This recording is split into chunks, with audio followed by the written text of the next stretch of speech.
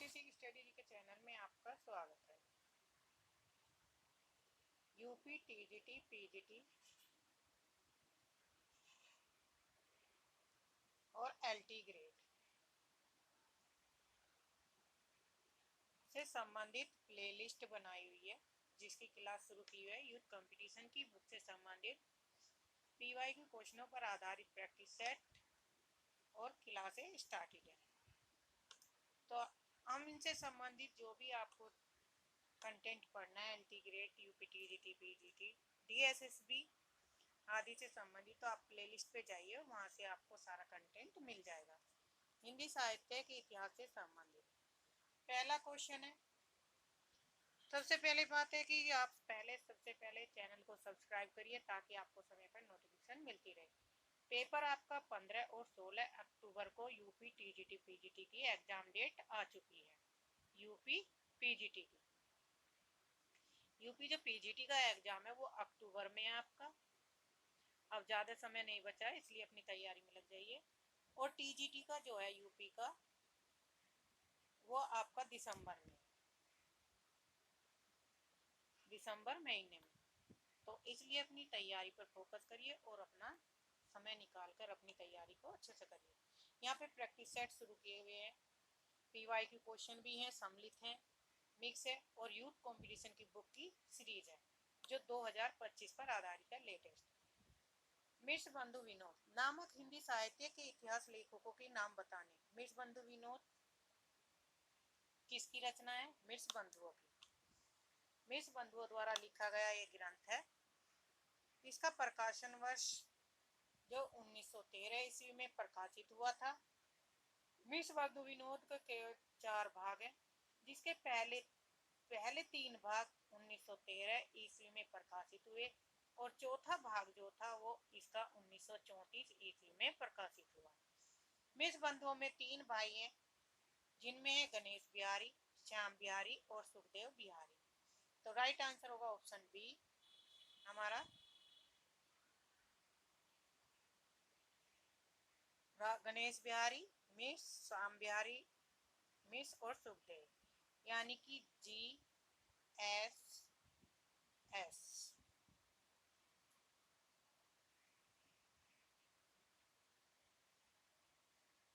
Miss बंधु विनोद नामक ग्रंथ मिस बंधुओं द्वारा लिखा गया है। इसका नाम था गणेश बिहारी मिस, श्याम बिहारी मिस और सुखदेव बिहारी मिस। ये तीनों हिंदी साहित्य के इतिहास में मिर्च बंधु नाम से विख्यात हुए। इन्हीं के द्वारा मिर्च बंधु विनोद नामक ग्रंथ रचा गया।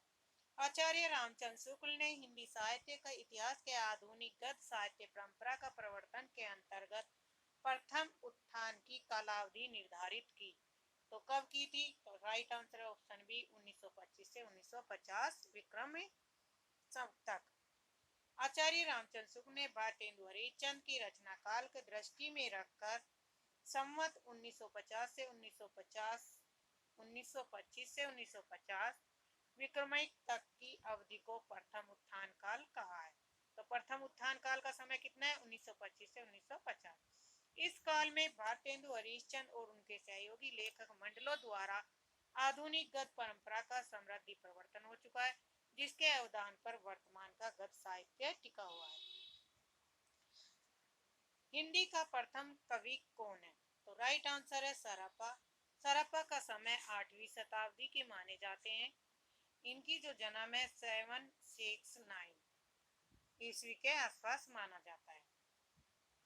सरप्पा 8वीं शताब्दी के, देवसेन 9वीं शताब्दी, कबीर का जन्म 1398 ईस्वी में हुआ था। सिद्ध कवि सरप्पा को हिंदी का प्रथम कवि माना जाता है, जबकि आचार्य रामचंद्र शुक्ल ने चंद्रवरदाई को हिंदी का प्रथम महाकवि कहा है। पृथ्वीराज रासो को प्रथम महाकाव्य भी माना है। तो हिंदी को प्रथम महाकाव्य पृथ्वीराज रासो को किसने माना है? आचार्य रामचंद्र शुक्ल जी। क्वेश्चन नंबर 4, सही आरोही क्रम चुनिए। तो ये क्रम बताना है कि पहले कौन सा वाद, उसके बाद कौन और उसके बाद कौन। प्रयोगवाद, छायावाद, नई कविता, प्रगतिवाद। तो राइट आंसर होगा ऑप्शन सी, पहले छायावाद, फिर प्रगतिवाद, प्रयोगवाद और नई कविता। हिंदी साहित्य में छायावाद का विकास द्विवेदी युगीन कविता के उपरांत यानी कि द्विवेदी युग के बाद हुआ। बांग्ला काव्य के प्रभाव स्वरूप हिंदी में प्रकट हुआ। छायावाद शब्द का सर्वप्रथम प्रयोग मुकुटधर पांडे ने किया, जिसकी समय सीमा 1918 से 1938 रही। तो छायावाद का समय कितना है? 1918 से 1936 तक। छायावाद की समय सीमा मानी जाती है। 1936 ईस्वी में प्रेमचंद के नेतृत्व में प्रगतिशील लेखक संघ की भी स्थापना हुई, जिसके बाद साहित्य में प्रगतिवाद काव्य सृजना का विकास हुआ, जिसका प्रारंभ 1938 से 1943 ईस्वी में माना जाता है। यानी कि प्रगतिवाद का काल कितना है? 1938 से 1943। 1943 के बाद काव्य के क्षेत्र में एक संक्रांति का दौर चला, जिसमें प्रयोगवाद नामक नई काव्यधारा का उदय हुआ, जिसकी समय सीमा 1943 ईस्वी और 1953 ईस्वी तक मानी जाती है। 1953 के बाद डॉक्टर जगदीश गुप्त द्वारा संपादित नई कविता कितने सन में? 1953 ईस्वी में पत्रिका के माध्यम से आधुनिक काव्य का जन्म हुआ, जिसका नाम इसी पत्रिका के नाम पर नई कविता दे दिया गया, जिसकी समय सीमा में आधुनिक काल भी आता है। अतः उपयुक्त पाठ के अनुसार हिंदी के आधुनिक काल का प्रमुख काव्य प्रवृत्तियों का सही क्रम है छायावाद, प्रगतिवाद, प्रयोगवाद और नई कविता। छायावाद का 1918, प्रगतिवाद का 1938, प्रयोगवाद का 1943 और नई कविता का 1953।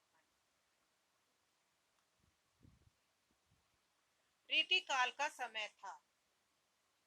राइट आंसर है ऑप्शन बी 1700 से 1900 विक्रम संवत। आचार्य शुक्ल जी ने हिंदी साहित्य का जो काल विभाजन किया, उसके अनुसार रीति काल की समय सीमा संवत 1700 से लेकर विक्रम 1900 विक्रम संवत तक। अन्य कालों की समय सीमा इस प्रकार है। आदिकाल कोई वीरगाथा काल का समय है 1050 से 1375 विक्रम संवत। भक्ति काल का है 1375 से 1700 विक्रम संवत। और आधुनिक काल गद काल 1900 से 1984 संवत तक माना जाता है। ये किसके अनुसार है? आचार्य रामचंद्र शुक्ल के अनुसार। हिंदी के प्रारंभिक काल को वीर गाथा काल का नाम किसने दिया? तो ये दिया था आचार्य रामचंद्र शुक्ल जी ने। आचार्य रामचंद्र शुक्ल का जन्म 1884 ईस्वी में से लेकर 1947 तक हमारे बीच रहे। मृत्यु उनकी 1947 में। हजारी प्रसाद द्विवेदी का जन्म 1907 में। मिश्र बंधु का रचना के आधार पर 1913 और राहुल सांकृत्याय का 1893 में माना जाता है। आचार्य रामचंद्र शुक्ल ने हिंदी के प्रारंभिक काल को वीर गाथा काल नाम दिया, जबकि आदिकाल हजारी प्रसाद द्विवेदी ने आदिकाल को का नाम किसने दिया? हजारी प्रसाद द्विवेदी ने। प्रारंभिक काल मिश्र बंधुओं ने के द्वारा सुझाया गया और सिद्ध सामंत काल राहुल सांकृत्याय ने दिया। संधि एवं चारण काल रामकुमार वर्मा ने तथा बीजवन काल महावीर प्रसाद द्विवेदी ने हिंदी के प्रारंभिक काल का नामकरण किया। पृथ्वीराज रासो महाकाव्य के रचयिता हैं, तो राइट आंसर है ऑप्शन बी चंद्रबरदाई। पृथ्वीराज रासो के रचयिता पृथ्वीराज के दरबारी कवि चंद्रबरदाई थे, जबकि हेमचंद ने काव्यानुशासन लिखा और परमाल रासो आलाखंड की रचना जगनीक ने की और अमीर खुसरो की रचनाएं खाल इकबारी, खुसरो की पहेलियां, मुकरियां, दो सुखने और गजल। विद्यापति ने कुल कितने ग्रंथों की रचना की? तो राइट आंसर है 14 ग्रंथों की। तिरहुत के शासक शिव सिंह के आश्रय में रहते हुए विद्यापति ने कुल 16 ग्रंथों की रचना की। इन्हें मैथिल कोकिल भी कहा जाता है। विद्यापति को क्या कहा जाता है? मैथिल कोकिल। इनकी प्रमुख रचनाएं हैं पदावली मैथिली भाषा में, कीर्तिलता और कीर्ति पताका जो है अवहट भाषा में लिखी गई रचनाएं। अन्य रचनाएं भू परिक्रमा, पुरुष परीक्षा, लिखनावली,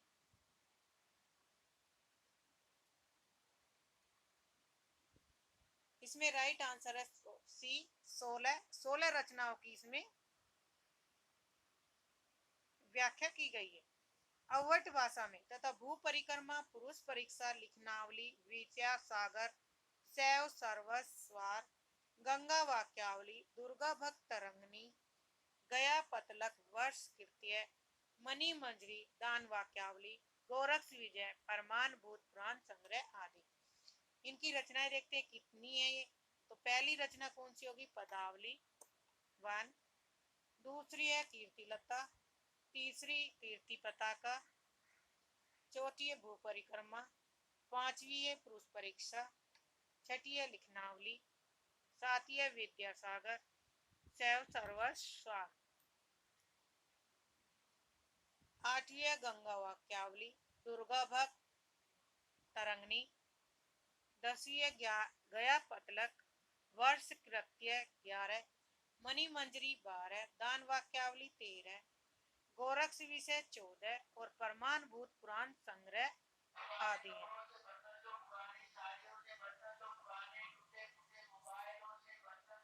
तो इसमें कुल 16 रचनाओं का वर्णन किया गया है। निम्नलिखित रासो ग्रंथों में कौन सा काव्य एक प्रेम काव्य या श्रृंगार काव्य है? तो राइट आंसर है बीसलदेव रासो। आदिकालीन साहित्य में परिणीत वीर गाथा काल के अंतर्गत रखी गई रचना बीसलदेव रासो प्रेम और श्रृंगार का काव्य है। तो बीसलदेव रासो कैसा काव्य है? प्रेम और श्रृंगार का। जबकि परमाल रासो में वीरता और उत्साह से परिपूर्ण रचना है। जयमयंक जस चंद्रिका है भट्ट केदार द्वारा परिणीत स्तुति परक काव्य है और पृथ्वीराज रासो चंद्रबाई द्वारा लिखित प्रबंध काव्य है। इनमें से कौन सा कथन असत्य है? तो राइट आंसर है संत तुलसीदास ज्ञानश्री शाखा के कवि थे। यही कथन क्या है? गलत है। जबकि यह राम भक्ति शाखा के कवि थे। कौन सी शाखा के थे? राम भक्ति। सूरदास जी थे जो सूरदास कवि हुए, वे कृष्ण भक्ति के थे। ज्ञानश्री शाखा के निराकार उपासना करते थे और कबीर संत क्या थे? ज्ञानश्री शाखा के कवि थे। भक्ति काल में भक्ति की दो धाराएं प्रवाहित हुई, निर्गुण धारा और सगुण धारा। निर्गुण धारा के अंतर्गत ज्ञानश्री शाखा तथा प्रेमाश्री शाखा प्रमुख थी। सगुण काव्य धारा के अंतर्गत राम भक्ति शाखा और कृष्ण भक्ति शाखा प्रमुख रूप थी। निर्गुण धारा के अंतर्गत कौन कौन सी शाखा हुई? क्या ज्ञानश्री शाखा, प्रेमश्री की,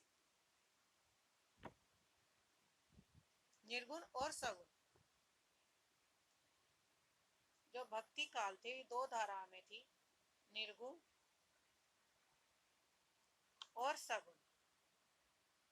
निर्गुण दो भागों में बटी। निर्गुण में थे ज्ञानश्री शाखा संत कवि और प्रेम कवि, प्रेमाख्यान कवि, सूफी कवि। संत कवि और सूफी कवि जिनका संबंध किससे था? प्रेम से था, सूफी कवि। जबकि सगुन की जो दो धारा में बटी, कृष्ण भक्ति धारा और राम भक्ति शाखा, राम भक्ति शाखा। अतः तुलसीदास ज्ञानश्री शाखा के नाम पर राम भक्ति शाखा के संत एवं साहित्यकार थे। सूची फर्स्ट और सेकंड को मिलान कीजिए, दिए गए सूट का सही उत्तर क्या है? सूरदास की जो रचना है सूर सागर, एक थर्ड। जगन्नाथ दास की उद्धव शतक, कबीर का है बीजक, सुमित्रा नंदन पंत का लोकायतन। तो राइट आंसर होगा एक थर्ड, एक फोर्थ, सी आंसर।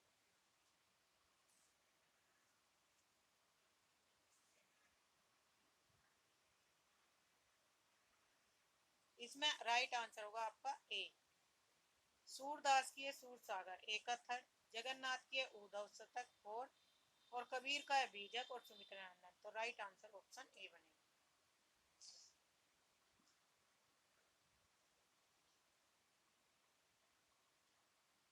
सूरदास की रचना सूरसागर, जगन्नाथ दास की उद्धव शतक, कबीर की बीजक और सुमित्रा नंदन पंत की लोकायतन। विनय पत्रिका नामक ग्रंथ की रचना किसने की थी? तो राइट आंसर होगा गोस्वामी तुलसीदास ने।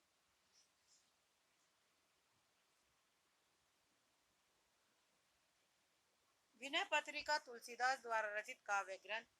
तुलसीदास की कुल 12 प्रमाणिक रचनाएं मानी जाती हैं, जिनकी रचनाएं दोहावली, कवितावली, गीतावली, रामचरितमानस, रामाज्ञा प्रश्नावली, कृष्ण गीतावली, रामलला नच्छू, पार्वती मंगल, जानकी मंगल, बरवे रामायण एवं वैराग्य संदीपनी प्रमुख है।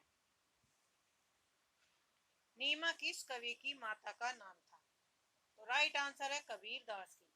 नीमा निर्गुण संत काव्यधारा के प्रमुख कवि कबीर की माता का नाम था। तो कबीर की माता का क्या नाम था? नीमा, जिसने कबीर का पालन पोषण किया था, जबकि जन्म देने वाली कोई विधवा ब्राह्मणी थी, जिसके विषय में निम्नलिखित दोहा प्रसिद्ध है।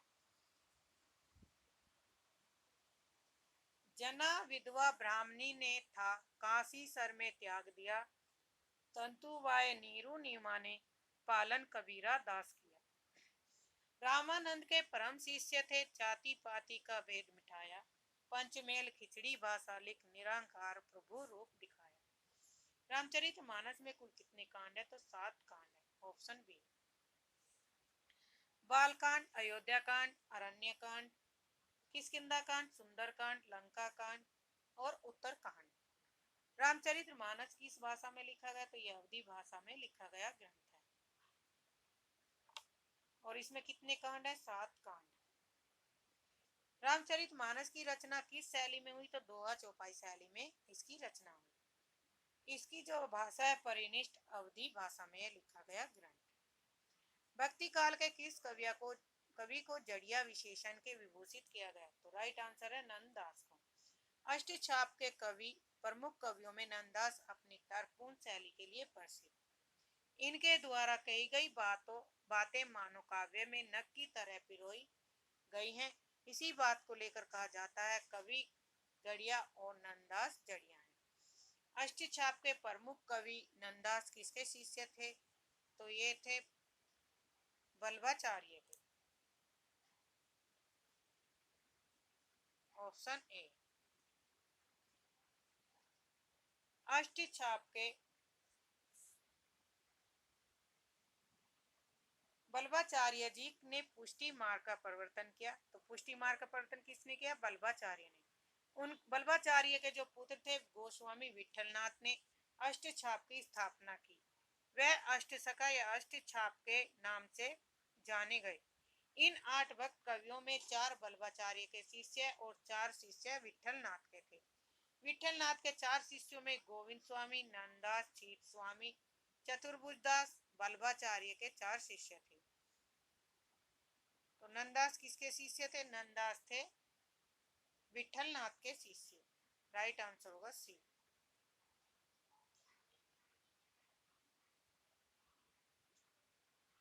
विठलनाथ के 4 शिष्यों की ट्रिक है गोची छन। गोची चन। गो से गोस्वामी गोविंद स्वामी, छी से छीत स्वामी और च से चतुर्भुज और न से नंददास।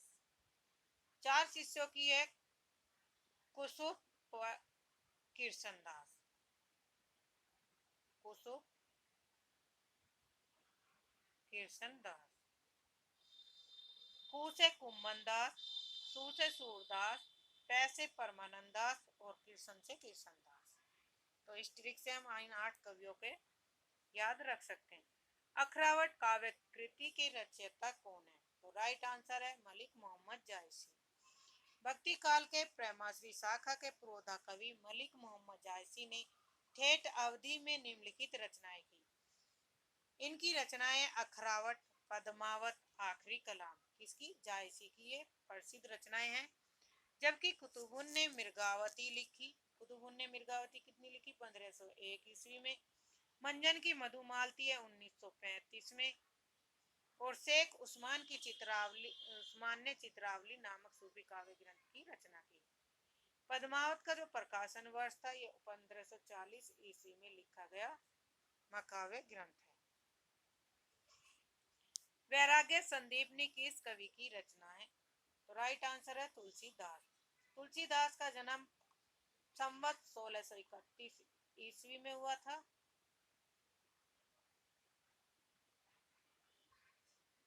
इस संवत। वैराग्य संदीप सूरदास का 1478 में, कबीर दास का 1398 में। वैराग्य संदीपनी गोस्वामी तुलसीदास द्वारा लिखी गई एक लघु काव्य ग्रंथ है। इनकी प्रमुख रचनाएं हैं रामचरितमानस, रामलला नच्चू, कवितावली, दोहावली, विनय पत्रिका और रामाज्ञा प्रश्न। रामचरितमानस अवधी भाषा में और बाकी जो है कवितावली, दोहावली, विनय पत्रिका, गीतावली, ये जो चारों रचनाएं ब्रज भाषा में लिखी गई रचनाएं। इनमें कौन सा ग्रंथ केशव का नहीं है? तो राइट आंसर भाषा भूषण जो केशव का नहीं है। रामचंद्रिका, कवि प्रिया और विज्ञान गीता ये तीनों रचनाएं किसकी है? केशव दास की है।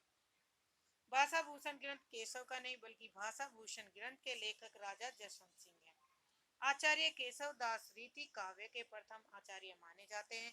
इनके द्वारा लक्षण एवं प्रबंध दोनों प्रकार के की रचनाएं की गई है, जिसमें कवि प्रिया, रसिक प्रिया, लक्षण ग्रंथ काव्य हैं। तो लक्षण ग्रंथ काव्य कौन कौन से हैं? कवि प्रिया और रसिक प्रिया।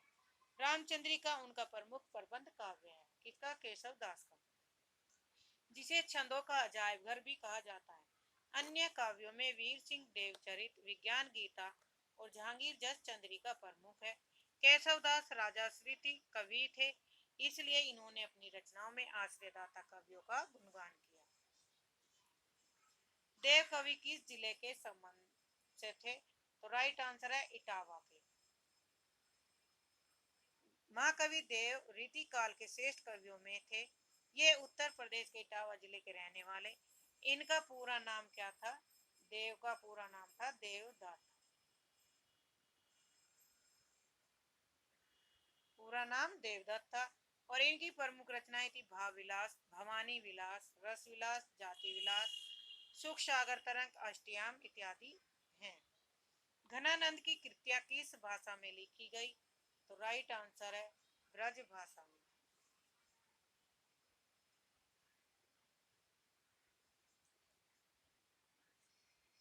घनानंद रीतिमुख काव्य धारा के कवि थे। तो रीतिमुख काव्य धारा के कवि कौन कौन से थे? घनानंद, बोधा, आलम, ठाकुर और द्विजदेव कवि थे, जो रीतिमुख काव्य कवि थे। इनकी रचना ब्रज भाषा में लिखी गई। इनकी प्रमुख रचनाएं सुजान सागर, विरह लीला, कोकसार। किसकी रचनाएं है? ये घनानंद की। इनके विषय में आचार्य शुक्ल ने लिखा है कि प्रेम मार्ग का ऐसा प्रवीण, धीर पथिक तथा जवाबदानी का दावा करने वाला ब्रज भाषा का दूसरा कवि नहीं हुआ। बिहारी सतसई में दो एक कितने? तो 719। राइट आंसर है ऑप्शन सी। कहीं कहीं दो की संख्या 13 मिलती है तो कहीं कहीं 19। बिहारी रीति काल के रीति सिद्ध कवि माने जाते हैं। सुख सागर की रचना किसने की? तो राइट आंसर है सदा सुख लाल ने। सुख सागर कौन सी भाषा में लिखा गया ग्रंथ है? तो यह खड़ी बोली में लिखा गया ग्रंथ है। भारतेंदु पूर्व हिंदी गद्य की सुख सागर मुंशी सदा सुख लाल ने लिखा।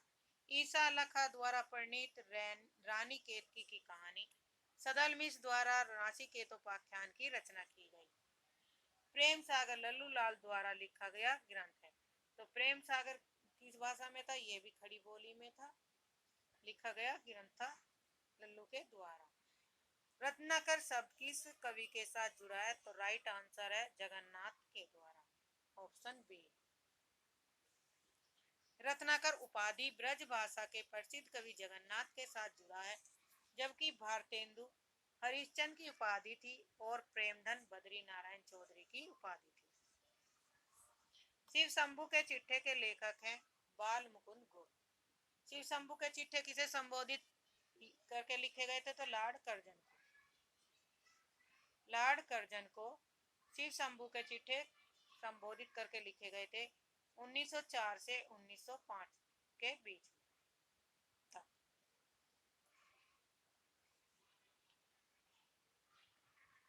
यह निबंध गुप्त जी ने गवर्नर लॉर्ड जनरल कर्जन को संबोधित करते हुए लिखा, जिन्होंने अपनी व्यंग्यात्मक पूर्ण शैली में अपने निबंधों को जीवंत ला दिया। वैदेही वनवास नामक काव्य ग्रंथ किसका है? तो राइट आंसर है ऑप्शन बी, अयोध्या सिंह उपाध्याय। इनका जन्म 1865 ईस्वी में हुआ था। भारतेंदु हरिश्चंद्र का 1880 से 1885 के बीच रहे। 1850 से 1885। मात्र ये 35 वर्ष जीवित रहे। कौन? भारतेंदु हरिश्चंद्र। वैदेही वनवास नामक कृति द्विवेदी युगीन कवि प्रमुख अयोध्या सिंह उपाध्याय हरिओत की है। इनके अन्य ग्रंथ प्रिय प्रवास, पदम परशुन, चौकते चौकते, चोखे चौकते, रस कलश इत्यादि हैं। रसक रंजन की सुप्रसिद्ध निबंधकार की कृति है। तो राइट आंसर है महावीर प्रसाद द्विवेदी की।